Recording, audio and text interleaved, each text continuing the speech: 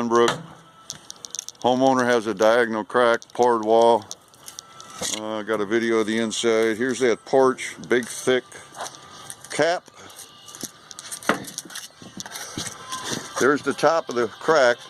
I don't know if Timmy can, there you go. That's the diagonal crack. And look, oh, almost fell. Look at this footing. That's all we got underneath the porch.